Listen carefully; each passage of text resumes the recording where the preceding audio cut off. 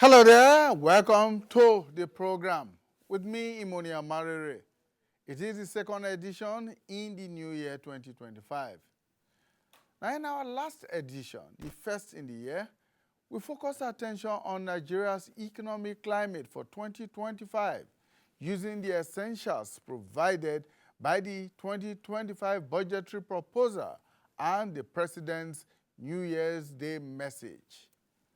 On this edition, we shall shift our attention to governance, politics, and social expectations for 2025, all of which feed into the larger issues of national development and stability. Reforms have dominated the agenda of the federal government in the last 19 months. Many of them have come with very harsh realities, but they appear to be concentrated in the economic sector. Conspicuously missing are political and governance reforms. Questions have therefore been asked as to why there isn't a similar effort at reforming politics and governance systems. A major complaint of many Nigerians since the adoption of presidential democracy in the Second Republic has been the cost of governance. Successive administrations have done little to address the issue. Political parties are somewhat fractured, and the electoral system is far from being ideal.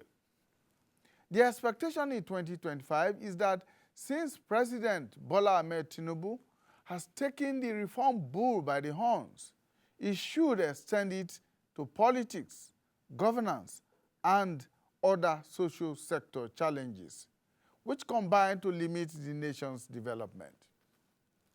In his New Year's message, as well as interactions with state governors and leaders of the National Assembly, the President called for stronger collaborations between levels of government on the one hand and between governments and the people on the other. Now, along this line, he has promised to launch a national values charter and a national orientation campaign to mobilize citizens for development. We shall look at the value addition of this proposal to national integration and patriotism, especially in the face of growing corruption amidst increasing poverty levels. These are the issues we shall pay our attention to on this edition of the program. We'll get to meet our guest analysts who are already seated in the studio and one who is joining us virtually when we return from this very short break.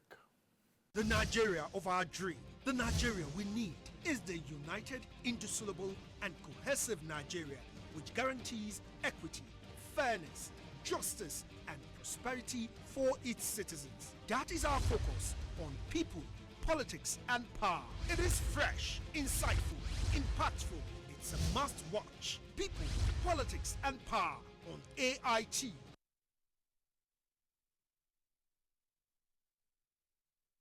The Nigeria of our dream, the Nigeria we need, is the united, indissoluble, and cohesive Nigeria which guarantees equity, fairness, justice, and prosperity for its citizens. That is our focus on people, politics, and power. It is fresh, insightful, impactful.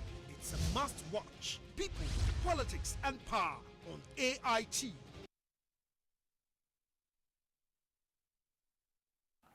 All right, thank you for staying with us. Let's get to meet our guest analysts who are already in the studio. Professor Abiodun Adeniyi, he teaches mass communication at the Base University here in the nation's capital.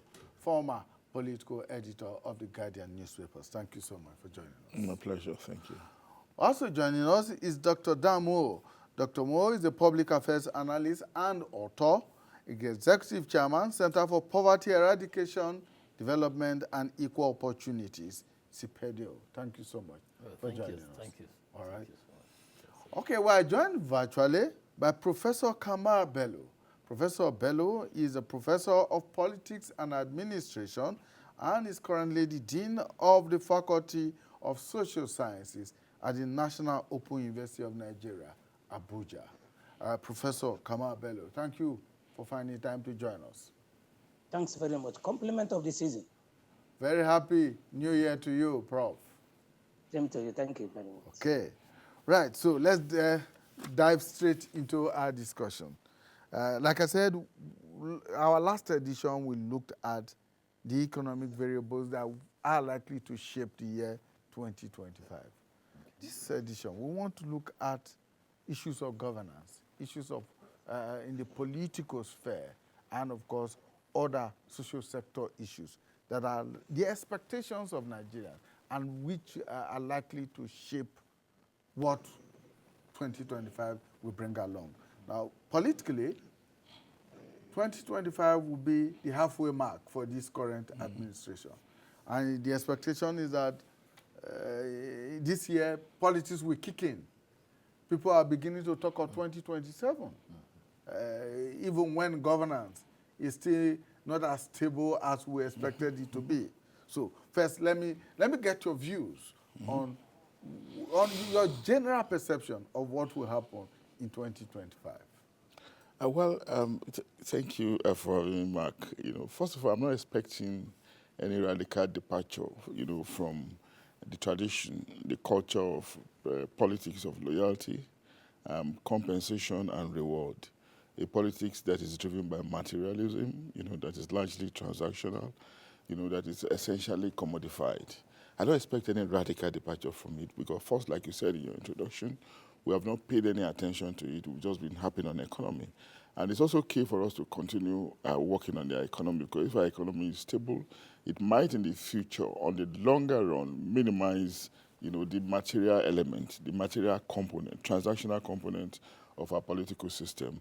But as it is, it's going to continue to drive the political process in a situation where we should rather have a politics of merit, of conscience, one where people are mindful of their soul, their conscience, of the impact they're going to make, the legacy they're going to make on the society, how they're going to improve the well-being of the people, and that should be the ideal. But for now, we are driven by prebendalism, which is inimical to the growth of the system, as the case could be. But it will take a radical leader, one that is purpose-driven, to take us away from this overarching character of our politics. And I do know it's something that is already deep-seated, practically endemic, and it's also nested in the culture of corruption, the absence of transparency and accountability that is bedeviling the entire political ecosystem. But it's actually time we begin to pay attention to it. It's slightly gratifying that the president is talking about launching the National Values Charter. I was privileged to be one of the members of that committee that worked, on it 2 years ago, or about a year ago. And I know the significance, considering how the subscription to values have been able to drive other nations to the present level that they are. If you talk about the United States of America, you remember freedom, liberty, happiness. If you talk about the United Kingdom, you remember welfareism, tradition. French, you remember style, tradition, culture, hard work, right? Resilience. If you talk about China, you remember work, tradition, resilience as well. Japan, tradition and culture. All nations have what they subscribe to. But what do we subscribe to in this country? Essentially, the only thing you can attribute to us is resilience. Resilience in the way we've been able to weather storms, situations that will have broken other countries. Now, what the value is supposed to do is to drive us towards a reorientation of our values, a redefinition of our values. Not just on the expectations that we place on our leaders, but also the expectations that we expect from followers. Because it takes the two, to converge at a reasonable meeting point so that they can drive the entire ecosystem into a productive and efficient direction. Right. So, Dr. Moore, Yes. what are your expectations? My feeling is that we should expect basically what we had in 2024. The reason is because the The emphasis, particularly in the political dimension, which you are asking, has been on formulating policies in very nice jargon, very nice political language. But once the policies are implemented, are formulated, you know, policy formulation and implementation are different animals, different creatures altogether. And the problem in our political process is that there's a lot of good policies are made, are approved, but when it comes to implementation, there are a lot of problems. So that at the end of it, the expectations of the people are not met. And why it is always necessary that policies will benefit some people and not benefit others. In our own situation, we have had, throughout 2024, policies that have benefited the elite and have not benefited the masses. I'm expecting the same trend. The reason I say so is that if we formulate policies, you know, and then allocate monies to ministry or to individuals or to MDAs of all kinds to go and implement them, and you do not set in place a structure for monitoring them, evaluating them closely, and doing impact assessment, you will not know what kind of impact those policies are having on the citizens. And the greatest problem in Africa, and particularly for us in Nigeria, is that political decisions are made, the policies are made, but when it comes to implementation, we are very weak in the area of implementation, especially in the area of monitoring and evaluation. Monies are voted and given to ministry, go and implement, and yet there is no focus. Remember in the Vision 2020, there was a provision that there must always be a monitoring and evaluation, and there was a full chapter on that. I remember under President Jonathan, a Director General in charge of monitoring and evaluation, who was also to double as special advisor to the President to report directly to the President on the performance of ministers and performance of other MDAs. So those monitor them and report to the President on a daily basis. That particular office has been scrapped since President Muhammadu Buhari came to power. So what you have is a situation where people that are in positions, whether they are ministers or heads or other MDAs, are given money to go and implement government policies. When you read the policies, they are beautiful and they sound nice.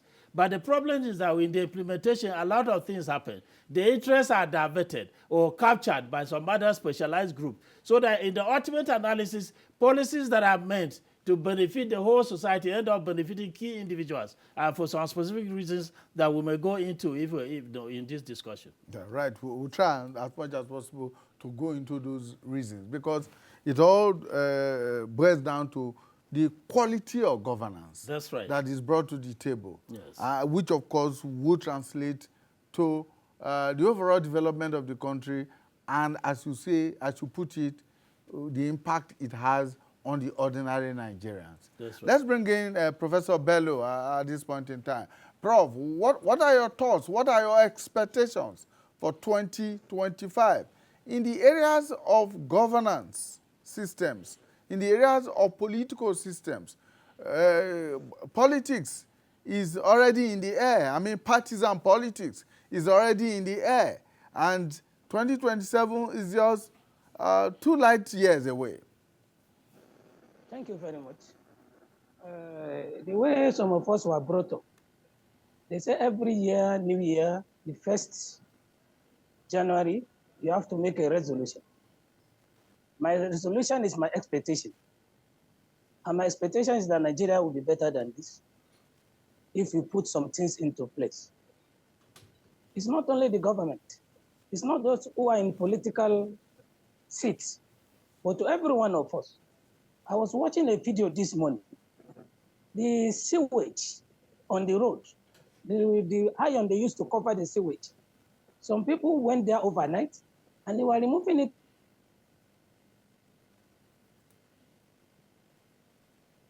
it. Will the police be there or soldier to be there at that material time? Each and every one of us has contribution to make in this 2025 to make Nigeria better than what it is. If all of us leave everything to government, we will get nowhere.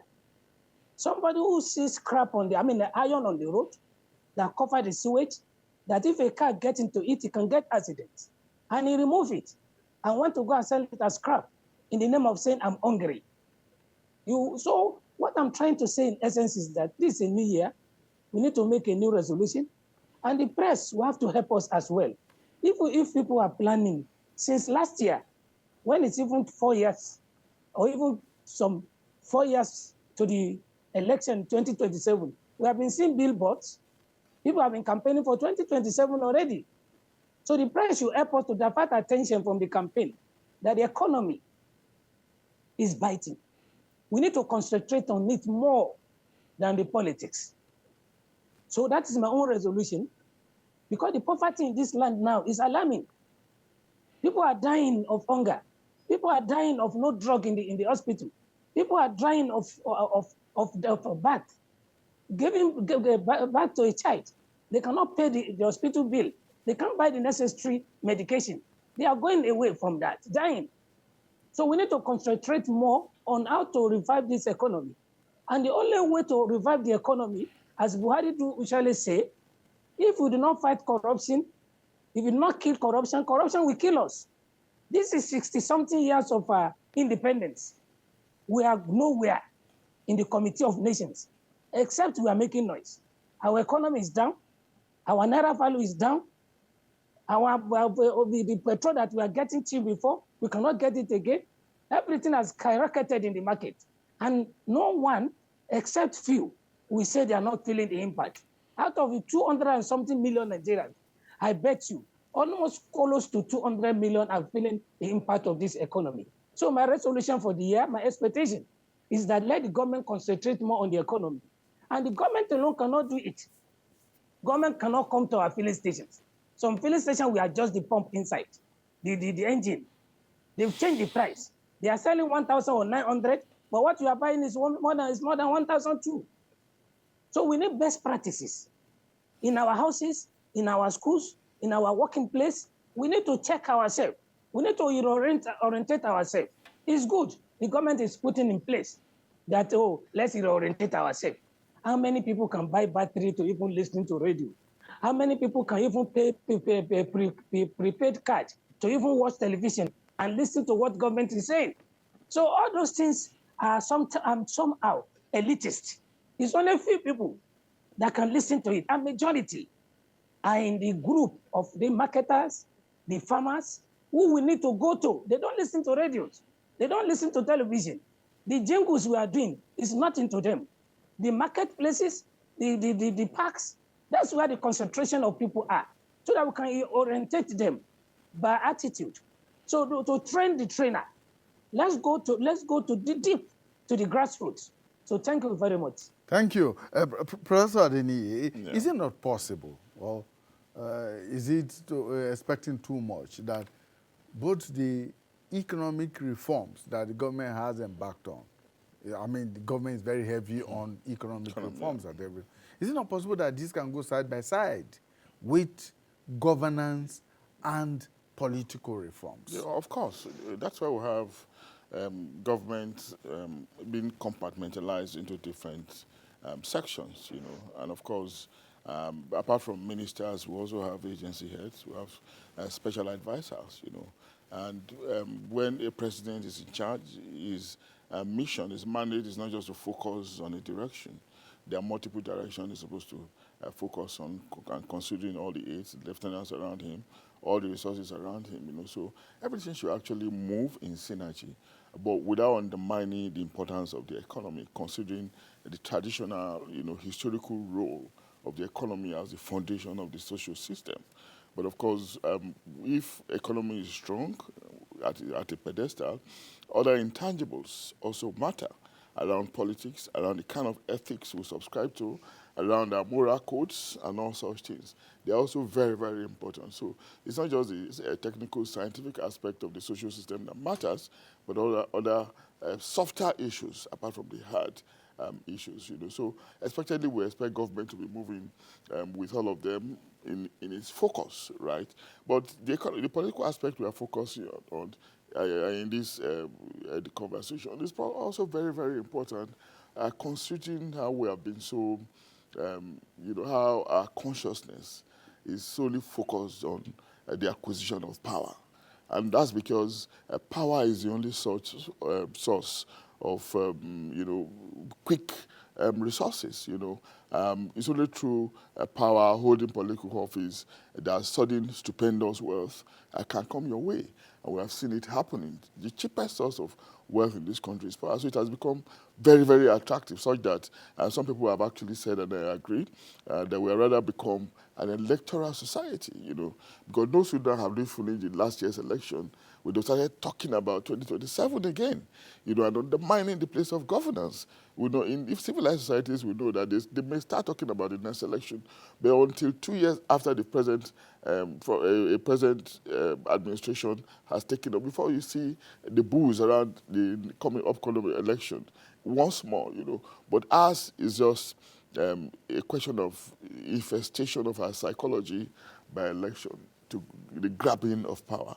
And when we do this, it makes us lose attention to some of the essentials of the social system, particularly the economy, the governance issue you are talking about, the ethical issues that we're talking about, because we're just, our focus is monolithic.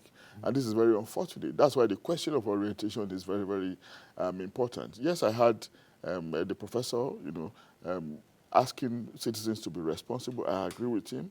But the other aspect of it is that citizens also need appropriate leadership for them to be rightly galvanized. But we have seen systems, we have seen situations in this country, and of course in the larger African society, where leaders say A and they do B. So when you do that, when you are not leading by example, of course you are not providing quality leadership. We need quality leadership that will be galvanizing, motivating, inspiring, and above all, that will be sacrificial. Oftentimes we come across it, even in this administration, we are seeing exceptional leadership. For me, I'm seeing exceptional, forget about his politics, I'm seeing exceptional leadership in terms of his achievement, into what FCT minister is doing. On the streets of Abuja, I see it every day. I'm seeing exceptional leadership in what Marwa is doing, and the NDLA. I've never met all these people, but on account of their productivity, maybe in the media, maybe in my interaction in the system, I can give credence to their efforts. Now, we need more of these sorts. And of course, in the past, we can also refer to El-Rufai in Abuja. We can refer to Nuhu Ribadu in EFCC. There are some references that we can actually make, but they come like the angel's visits, always few and far between. We need more of these people rather than a few of them coming on our way every now and again. Doc, one of the key issues about governance that has been played up over and over again is a recurring one. Since we adopted the presidential democracy system, so back as 1979, the issue has been that of the cost of governance. Every now and then we talk about it, cost of governance. We say the presidential system is too expensive to run. And essentially because we adopted it or adapted it to suit our local needs and all of that. So, for instance, where maybe 17, 18 cabinet ministers could do a job, we want to satisfy every sector and every section and every region of the country. So we have 47, 48, 49 ministers and all of that. And of course, with all the added luggage to all those ministers, we keep talking about them. This is one issue that has been on the table. Can we deal with it in 2025? Is it possible, for instance, to say, let's amend specific sections of the Constitution to provide for a leaner and more efficient and effective system moving forward? Well, of course, it's possible. I mean, if the determination is there and the will is there, everything can be done. But the issue, I do not subscribe fully to the view that presidential system is inherently more expensive than the parliamentary one. I subscribe to the view that in Nigerian situation, for instance, for me, there are two key areas that make governance to be very expensive. The first area is in the number of appointees that you are talking about. The number of appointees, that the requirement presidentially by constitution says 36. That's one per state. But we normally go to 47, 45, 42. So you cannot blame that on the presidential system or even on our constitution. The second thing that creates problems and makes our system very expensive is corruption. Any system that is corrupt will be expensive. And it's expensive because you are voting a lot of money and you are not getting the benefits for that money. That is why I'm saying that it's not an issue of personalities as such. even though personalities are also a factor. As he has mentioned, we have seen exceptional cases where ministers and other appointees have performed very well. But it's the issue of the structure and institutions. If we position the institutions very well, put in the structures that monitor people. I raised the issue initially of the fact that we do our budgets, formulate our policies with very clear objectives. But you realize that in the performance of those jobs, those objectives are not met.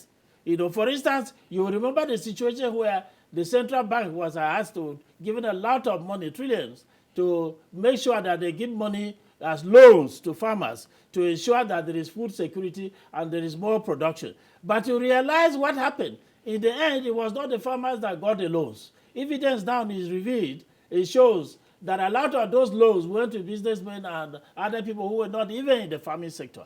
So as I've said, it is possible to vote money for projects to be carried out. But when you are right from the formulation of the budget, the budgetary process, the governance process is in stages.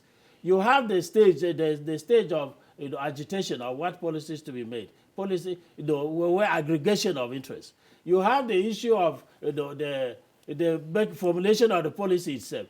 Then you have the issue of the implementation of the policy. You have the issue of the monitoring of the policy, the evaluation of the policy. What impact have these policies have had? If we don't have structures in place, you will realize that people will have a leeway. That is why they will do a lot of other things. There will be a lot of misappropriation. There will be a lot of corruption. But if you have proper monitoring framework, monitoring and evaluation framework, you will know, the president can know in a very short time which ministers are performing and which ministers are not performing. Because there will be daily report going to him from those who are undertaking this assessment. But what happens in our own case, even on the issue of corruption, we do not monitor people and report early until when they have left government. When they have left government, that is when you see the AFCC going after them. What were you doing when they were in governance? As of this time, they must have already spent that money, and you will go and arrest them. But if you have people that are monitoring, not necessarily just the EFCC, there should be framework in every ministry now. They have only planning and research. Planning and research in our departments of ministries or agencies is not enough. You will realize you have to have effective monitoring and evaluation. It will interest you to note that with most of these international agencies, such as the World Bank, the IMF, no project will be implemented if there is no provision for monitoring and evaluation. So you realize that if you give people money and you do not follow them up, and you are not reporting, and you given them objectives, you don't know whether they are applying the money where they are supposed to apply or they are misapplying the money, obviously the system will be expensive. So what we need is to reform this year, hopefully, to reform a situation where when you vote right from the budgetary process, when the budget is approved, it should be specific. You don't just approve budget, for instance, for the Ministry of Environment and Housing and say we are giving you so million to produce housing. You must spell it out. How many of these houses are duplex? How many of them are 3 bedrooms? How many are 2 bedrooms? How many are 1 unit bedroom? And where are they supposed to be located? All this should be spelled out. So that it's not just the National Assembly, when they come for the oversight function, they know exactly what to look for. But when you give muflous budgets, you vote money and say, take 5 billion, go and do ecological fund in this place, without specifying specifically what is it they are to do. And then you do not have people following them, monitoring and reporting to Mr. President, to the presidency, what is happening. You will realize that many ministers will do whatever they want to do, and it may not be in the best interest of the people. And then when you don't monitor these policies and you don't evaluate them, you will realize that you will not know whether they are benefiting the public or just benefiting a few individuals. And in our own case, we have realized that the nice policies will be made. But in the end, you realize, as I've just mentioned in the case of the agricultural sector, that the target population is not the one that ends up getting it. The rich variables are very different from the expectation. To the extent that, as I said, where you do not follow implementation, and implementation should not just be followed by those in government.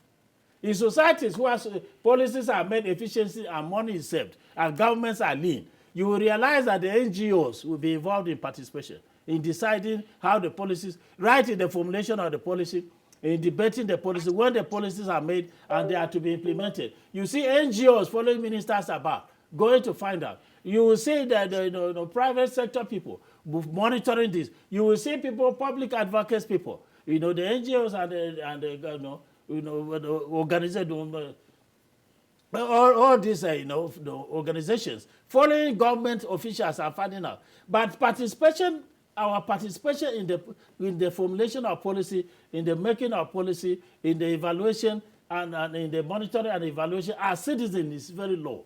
The citizens must know that their job is not just to elect the people or when the people are appointed. They must be daily involved in what the people are doing, the so-called on their behalf, before they will know. If you do not do that and you don't have these structures in place, you will realize that the minister comes, gets his budget approved, carries his money and goes, and that's what he wants to do with the money. So there will be high-level corruption. There will be a lot of misappropriation. So it's not just specific to the presidential system. It will happen in any system where policies are made and implemented without following the implementation, without following where the allocations are going, without establishing whether what was said in the policy formulation is what is being done. If you do not do that, you will not have the data to even assess it, to know whether the policies were rightly made or whether the impact of the policies are worthwhile.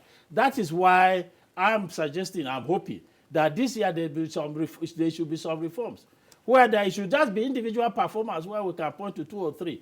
It should be a question of there is a structure on the ground. If you are not performing, the president will know very early you are not performing. He doesn't have to wait until your tenure is over before they know you didn't perform. And these kind of structures are necessary. It will involve the public, it will involve the NGOs, it will involve the other voluntary agencies, it will involve the public-spirited individuals to monitor and report these things early. But what is happening in our own case is that you vote money, give to ministers, they carry their briefcase and go, and they run the project. At the end, there is no evaluation, there is no monitoring. So you have to be business to be given a lump sum of money without specifying clearly what you are supposed to do, and yet you are able to not take anything from it. So in other words, the legislature also has a very huge role to play here as they consider the 2025 budgetary proposals right now. To look at it with, very... Be specific, not general. Don't give people money. Okay, you go and do housing. You go and provide, food security. Spell out what is it there to do to provide the food security. Okay. That will give you a framework where when you come for oversight, you will be able to monitor. You know exactly what to look out for. Yes, exactly what to look out for. All right, let's bring in Professor Bello at this time now. Prof, like we said at the beginning, Yes, we are moving very fast towards 2027. And there's been a lot of talk about having to reform the political system, to reform the electoral system, so that in 2027 we will not have the same complaints that we had in 2023 or that we had in 2019, that we had in 2015, and all of that. Is there anything that government can do at this point in time to begin to reform the political and electoral systems in Nigeria? And what should be the role of the citizens in all of this? Thank you very much. I beg to differ a little, because every structure that is necessary has been put in place in the Constitution of Nigeria. There's what we call Bureau for Public Enterprises or Public Procurement, which everything you want to do must go through that. There's also Bureau for Declaration of Assets, when you are coming in and when you are going out. The FCC is there, the ICPC is there. Every organization has what we call ACTU, Anti-Corruption Unit, who's supposed to be doing all this job. In the police too, there's a section against corruption, and so on and so forth. The problem that we have in Nigeria is beyond the reforms, as one of my colleagues have said there. It's beyond, because all those instruments are there. The governor cannot be arrested when they are in charge because of immunity in the Constitution. But the problem is that even the court, a case may be in court of corruption for the next 10 years. When 2 terms of a president or governor must have been exhausted, they continue to drag. The lawyers are there, the senior advocates of Nigeria are there, who will know the nitty-gritties and the loopholes in the law, and continue to drag a case for 5 to 10 years, unending. There are some cases in Obasanjo period up to today, more than 10, 15 years ago, they are still in court. The judgment has not been delivered on corruption. So what I'm saying in essence is that unless each and every one of us realize ourselves that this country is collapsing on us because of our corruption, and then we do the needs, what are we to do? When you are cross 40-something years old, or you are 40 years or so by the Constitution, each and every one can become a president, can become the president of the country. So you that you can become a president should be monitored before you do the right thing. That's the big question. Many of us are in offices, directors, deputy directors, permanent secretaries, ministers, and we cannot be able to see ourselves as a leader or as a potential leader. Because if we are developed, we know that every step we take as a young person will be recorded and be used against us when we are looking for higher position. We are not following records in Nigeria. I remember there was an House of Representative member who was saying the other time that must we be changing cutlery, television, furniture every year in every budget. It's not the number of ministers or the number of political heads, but even the way we run our ministries and departments is horrible. Changing cutlery, changing furniture, changing television every year, as if they are perishables. Changing vehicle every year. In every budget, you see vehicle being bought. And these vehicles are expensive. They are so expensive. So all those things, unless we are able to check it, what you don't need, you don't buy. So there are some offices, they will tell you that they are in the office. After buying what do you call it, a warmer, they will buy the stove, they buy gas. Office that you spend some hours there and move. The only thing you need to take there is it should be light. It should not be like a house.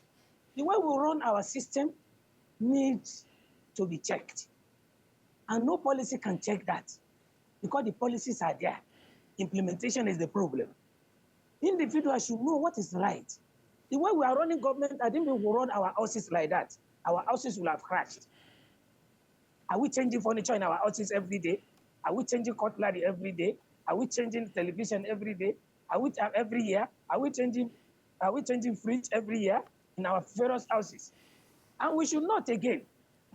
Right away from the time we started this democracy in 1999, Nigerian budget had never been implemented up to 40%, particularly the capital aspect of it. What we have been implementing is the recurrent. And you look at the recurrent is more than double of the capital project, which means our salary, our allowances, our traveling expenses, our extra code is the one consuming the resources of Nigeria. Even the monitoring, every ministry has it. Evaluation, every ministry has it. Look at works now. They constructed a road, and they say the evaluation section, go and inspect. And they go there and sign, and say, oh, everything is in order. 3 months, 6 months, when rain falls, the road is filling up again. And they spend billions to do the road. So it's best practices that we don't have. We need to call our attention. That this new year, 2025, we need to take a new resolution that we want to be doing the right thing. The question we do ask every time in the classes, in our classrooms, is that, what are we doing with this money? Somebody pack 90 billion, somebody is packing 20 billion and kept somewhere at the expense of the salary, the equipment, the drugs in the hospital. And then the question is that, what are we doing with the money? What is it for? We need to orientate ourselves about the government, a part of the government. We build personal estates.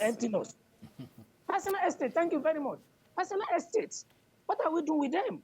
And at the end of the day, there's no way, no matter how long we stay in life, one day death will come. The way we came openly, without nothing, we'll go back without anything. Our churches, our mosques also should be reorientated. Although, unfortunately for us, even all these our religious houses that are beneficial before, they have been compromised because corruption there is also very high. They tell lies about God. So where are we running to? Where are we going back to? When we cannot even go back to God. Our men of God today have compromised. They've corrupted the religious houses. They've corrupted God himself and painted God with a different color to us.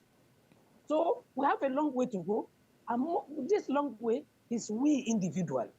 Government alone cannot do it. Government cannot be everywhere. President Tinubu cannot be with me in Kevi, or will be with you in Latvia, or will be with another person in Sokoto, and then we are doing the wrong thing every time. He cannot be in our federal schools. He can't be within in our federal universities. I do appeal to my younger ones, and even some colleagues, the older ones. Can't we make this our university environment to be a model so that others can be copying? Why do you want to live like the way the senators are living? Why should you keep somebody's file for promotion? Why should you make students to drag, project of students to drag for a long time without asking them to go? When you went over to go and study, is this the way you are treated? Those are the questions. Even the university system, we ask ourselves questions. That are we doing the right thing? Are we serving as a role model for others to copy? And so on and so forth. So that's my own area. All right. That we need orientation. All right, We need Prof. change. Yes. But the change must begin with me. Thank you. Thank you, Prof. Prof. Adeni, let me come to you. And the question I'm going to try and pack so many things into one.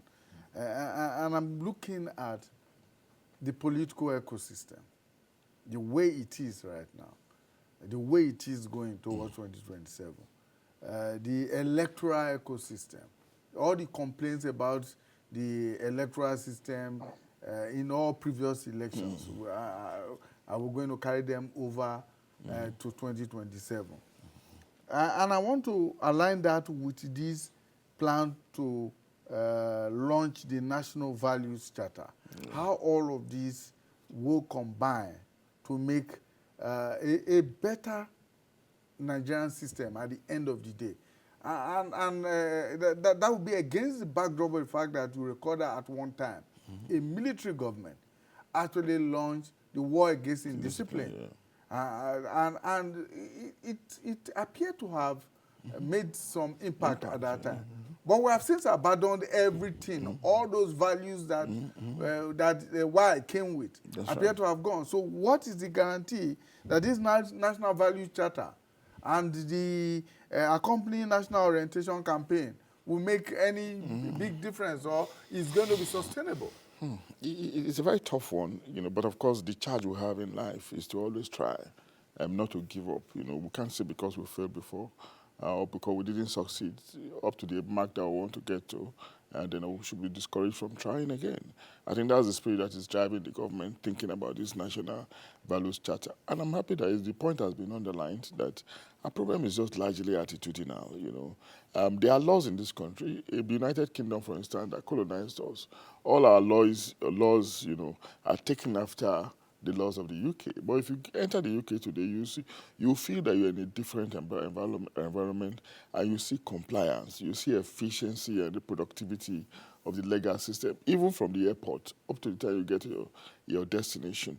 And that's how it is in all civilized societies, because the legal system is working, the police are functional, and everything is almost seamless, irrespective of the downsides that they have as a system.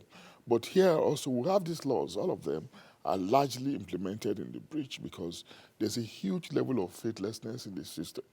Huge level of faithlessness because Nigeria is seen as just, as just a loot that everybody should help him or herself to. Nobody is taking ownership. There's absolute absence of patriotism, nationalism, and if you like, love for the country. So everybody sees it, as an object of deep-seated exploitation. And that is what we're having now. So we haven't seen a leader or maybe a hero that will bear the cat, that will give us that kind of leadership that will actually desire. I know quite a number of them are trying, and most of the leaders, especially president that we have had so far, always trying to say the right things. We know they have the intention. But each time they get there, they are most likely going to be overwhelmed. And if they are not giving up, they also continue marking their time, simply wanting to remain until their time expires, because it will take some fundamental sacrifice. Show examples, by not minding whose ox is God in terms of sanctions, apprehension, and prosecution. By not minding whose ox is God so that there can be consequential deterrence. And if there's no deterrence, of course, all the things we've been doing, all the things we've been complaining about, even in this panel, will just continue. And it will also continue again in the political system, which you are concerned about. Our political system, what is the problem? We know whether you, that's why I agree with him that it's not a question of our system. The system we are running now, there's nothing fundamentally wrong with it. If you say we want to tweak it, we can say, okay, let's have a unicameral legislature instead of a bicameral.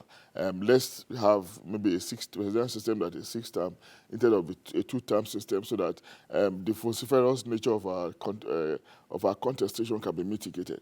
We can tweak it, but beyond tweaking it, beyond the laws, beyond the regulation, beyond the framework, the statutory system you are setting up, it's also the question of the individuals that will implement it. And that's where attitude comes in. Before now, we're saying that let's increase the use of technology in our electoral system so that it can be much more effective. But look at the number of systems, mechanisms that we have introduced, BVAS, IREF, all of them. Are we still not having issues? We're having issues because people believe that these things can be circumvented because of the faithlessness in the system. Now, how do we increase this faith? How do we increase this faith? Well, we will not imagine any other mechanism other than reorientation. We have a way in which we love our family, right? We have this filial bond to people that we have a commonality of biology with, and we love them unconditionally. Is it possible to transport a little bit of that kind of love to the love for our nation? So that there can be some level of improvement. And if we are going to do this, it will come, not from the sky, not from the air. It will come through somebody being at the driving seat. Because if somebody is at the driving seat and is driving us wrongly, you are telling me, you are saying that we should be sacrificial, you are saying that we should be prudent, and I'm seeing you luxuriating. I'm seeing you riding in private jet, luxury cars, and wife, husband, and children, or whatever, traveling to London, holidaying, expensive holidays, and you're asking me to make sacrifice.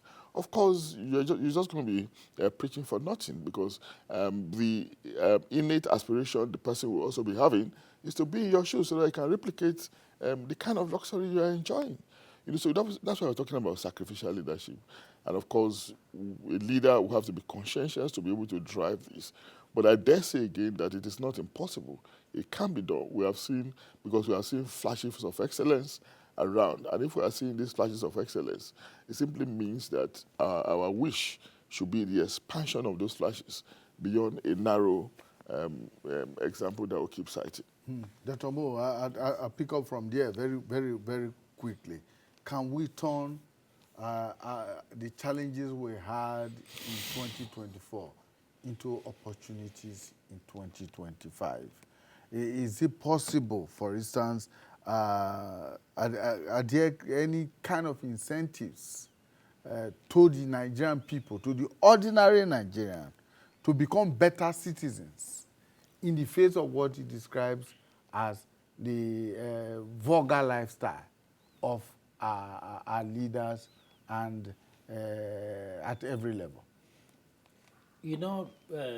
With the advent of media, and you are a mass comm expert, so you know that, the leadership has assumed a greater role in influencing behavior and culture than it used to be historically. The reason is because now we see leaders with the mass media, with the television, everything they are, their lifestyle, the way they are doing things, whether they are exorbitant, whether they are ostentatious, everybody now sees it. It used to be that it was the followers that influenced leaders. It is no longer like that. One single leader can influence the whole world. One single leader can influence the whole society. So leadership has become very, very critical. As is mentioned correctly, if a leader is not sacrificing and you are campaigning that the followers should be sacrificing, they will not do it because the use of the media and social media will let them know exactly what you are doing. So if what you are doing is not in consonance with what you are preaching, then this dissonance will create problems. I believe that it is possible for us to try to improve things in 2025. But one, we have to be very, very strict on the issue of rule of law. You realize that we have all the laws, as they already said, in our books, but do we implement them? If we have the laws and they are not enforced and they are not implemented, if we implement it very strictly, then you realize that everybody will sit up. He mentioned the case of London. When you get to London, the reason why you get to London and even traffic rules are obeyed is because there are satellite cameras there. When you just pass and you don't obey, you will be made to pay a fine. In our own case, there are laws, but our laws sometimes are applied to a certain category of people and not everybody. But a society cannot move forward like that. We must insist in 2025 that nobody should be above the law, and the rule of law should apply to everybody. Secondly, our leaders must know that what they do is critical. Says they do not just influence us, we even imitate them. You will realize that if you see our leaders, you will see a lot of people, for instance, wearing the type of cap President Tinubu wears. So not only will they imitate their dress mood, they will imitate what they do, they will imitate their culture. So leadership has to lead, even if you launch whatever campaign you want. But you realize that those in government are not showing good example. Those campaigns will not work. They will be abandoned. So it is possible that our leaders should know that what they do is very critical.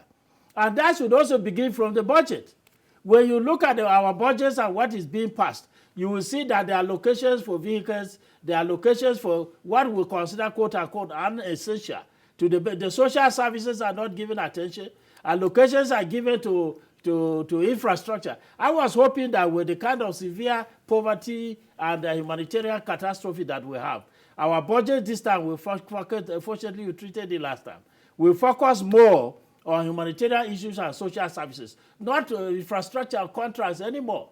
The reason is that the contracts that we awarded last year, most of the roads have not been finished. So why do they have so much new big contracts in the budget? Attention should be focused on social services, on humanitarian affairs, on eradication poverty, on the university system, on education, on health, on this social service. So our budget should not have security and social services as the major approach. You don't run the government for 1 year and everybody is crying, there is poverty everywhere, and yet you are taking whatever monies that are available and putting it in contracts. Only the big men and the big women executing the contracts are benefiting from such projects. So we believe that this year, 2025, attention should be shifted away from infrastructure. Let's focus on security. Let's focus on humanitarian affairs, social services. All right. And let's focus on this kind of things that will benefit everybody. Okay. Thank you so much, Dr. Damo. Unfortunately, our time is run out and we must go. Thank you, gentlemen. Professor Biodun Adeniyi is a lecturer, mass communications at the Base University here in the nation's capital, a former political editor of the Guardian newspaper. Thank you so much. Dr. Damo is a public affairs analyst and an author of several books. He's the executive chairman, Center for Poverty Eradication, Development and Equal Opportunities. Thank you so much for your time. Thank you. And of course, we are joined virtually by Professor Kamal Bello. Professor Bello is a professor of politics and administration, and he's also the Dean of Faculty of Social Sciences at the National Open University of Nigeria here in the nation's capital, Abuja. Professor Bello, thank you so much for your time. My pleasure. And to you, our viewers, thank you for investing your time with us. We'll bring you a fresh edition of the program, People, Politics, and Power. We'll see you again. Bye for now.